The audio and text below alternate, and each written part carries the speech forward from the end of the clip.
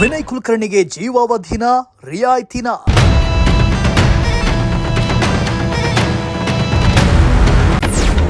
ಕೊಲೆ ಅಪರಾಧಿ ವಿನಯ್ ಕುಲಕರ್ಣಿಗೆ ನಾಳೆ ಶಿಕ್ಷೆ ಪ್ರಕಟ.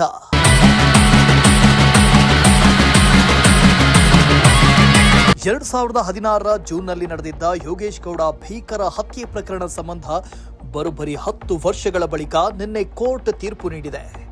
ತೀರ್ಪಿನಲ್ಲಿ ಶಾಸಕ ವಿನಯ್ ಕುಲಕರ್ಣಿ ಸೇರಿ 17 ಮಂದಿಯನ್ನ ಅಪರಾಧಿ ಎಂದು ನ್ಯಾಯಾಲಯ ಮಹತ್ವದ ತೀರ್ಪು ನೀಡಿದೆ.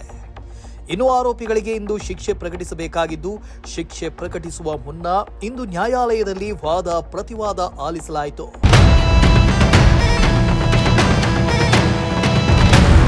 ನಿನ್ನೆ ಕೊಲೆ ಆರೋಪಿಗಳಾದ ಶಾಸಕ ವಿನಯ್ ಕುಲಕರ್ಣಿ ಸೇರಿ 17 ಮಂದಿಯು ಕೋರ್ಟ್ ಹಾಜರಾಗಿದ್ದು, 17 ಮಂದಿಯು ಅಪರಾಧಿಗಳೆಂದು ಕೋರ್ಟ್ ತೀರ್ಪು ನೀಡಿದ ಬೆನ್ನಲ್ಲೇ ನಿನ್ನೆ ಸಿಬಿಐ ಪೊಲೀಸರು ಅಪರಾಧಿಗಳನ್ನ ಬಂಧಿಸಿ ಪರಪ್ಪನ ಅಗ್ರಹಾರ ಜೈಲಿಗೆ ಶಿಫ್ಟ್ ಮಾಡಲಾಗಿತ್ತು.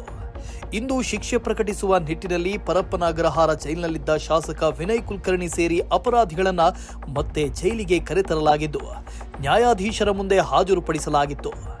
ನ್ಯಾಯಾಲಯದಲ್ಲಿಂದು ಅಪರಾಧಿಗಳಿಗೆ ಶಿಕ್ಷೆ ಪ್ರಮಾಣದ ಬಗ್ಗೆ ವಾದ ಪ್ರತಿವಾದ ನಡೆಯಿತು.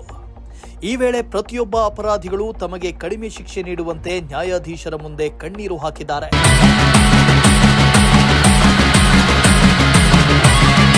ಇನ್ನು ಕೊಲೆ ಪ್ರಕರಣದ 15ನೇ ಅಪರಾಧಿಯಾಗಿರೋ ಶಾಸಕ ವಿನಯ್ ಕುಲಕರ್ಣಿ ನ್ಯಾಯಾಧೀಶರ ಮುಂದೆ ಏನೆಂದು ಹೇಳಿಕೊಂಡ್ರು ಅಂದ್ರೆ, ನ್ಯಾಯಾಧೀಶರ ಮುಂದೆ ವಿನಯ್ ಕಣ್ಣೀರು. ನಾನು ಕಳೆದ 27 ವರ್ಷಗಳಿಂದ ರಾಜಕೀಯದಲ್ಲಿದ್ದೀನಿ. ಯಾರಿಗೂ ತೊಂದರೆ ಕೊಟ್ಟಿಲ್ಲ. ಮದುವೆ ವಯಸ್ಸಿನ 2 ಹೆಣ್ಣು ಮಕ್ಕಳಿದ್ದಾರೆ. ಕೃಷಿಕನಾದ ನಾನು ಸಾವಿರಾರು ಹಸುಗಳನ್ನು ಸಾಕ್ತಾ ಇದ್ದೀನಿ. ರಾಜಕೀಯ ಕಾರಣಕ್ಕೆ ನನ್ನ ಮೇಲೆ ಕೇಸ್ ಹಾಕಲಾಗಿದೆ ಎಂದು ಹೇಳಿರುವ ವಿನಯ್ ಕುಲಕರ್ಣಿ ತನಗೆ ಶಿಕ್ಷೆ ಪ್ರಮಾಣವನ್ನ ಕಡಿಮೆ ಮಾಡುವಂತೆ ಕಣ್ಣೀರು ಹಾಕಿದ್ದಾರೆ. ಅಲ್ಲದೆ ನಾನು ತಪ್ಪು ಮಾಡಿಲ್ಲ ಅಂತ ಕೈ ಮುಗಿದು ಬೇಡಿಕೊಂಡಿದ್ದಾರೆ.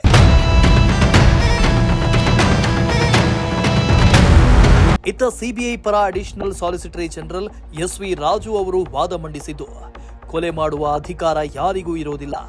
ಬ್ರೂಟಲ್ ಮರ್ಡರ್ ಮಾಡಿದ್ದು ಅಪರಾಧಿಗಳಿಗೆ ಕಠಿಣವಾದ ಶಿಕ್ಷೆ ಆಗಬೇಕು ಅಂತ ವಾದ ಮಂಡಿಸಿದ್ರು. A7 ಡೆಡ್ಲಿ ವೆಪನ್ ನಿಂದ ಹಲ್ಲೆ ಮಾಡಿದ್ದಾರೆ. ಸಿಬಿಐನವರು ಎಲ್ಲಾ ಸಾಕ್ಷ್ಯಗಳನ್ನ ಕಲೆ ಹಾಕಿದ್ದಾರೆ.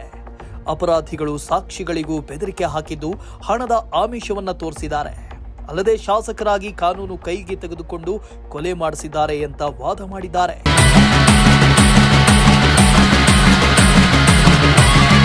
ಒಟ್ನಲ್ಲಿ 10 ವರ್ಷದ ಹಿಂದೆ ನಡೆದಿದ್ದ ಭೀಕರ ಕೊಲೆ ಪ್ರಕರಣದ ತೀರ್ಪು ಈಗಾಗಲೇ ಹೊರಬಿದ್ದಿದ್ದು, ನಾಳೆ ಅಪರಾಧಿಗಳ ಶಿಕ್ಷೆ ಪ್ರಮಾಣ ಪ್ರಕಟವಾಗಲಿದೆ.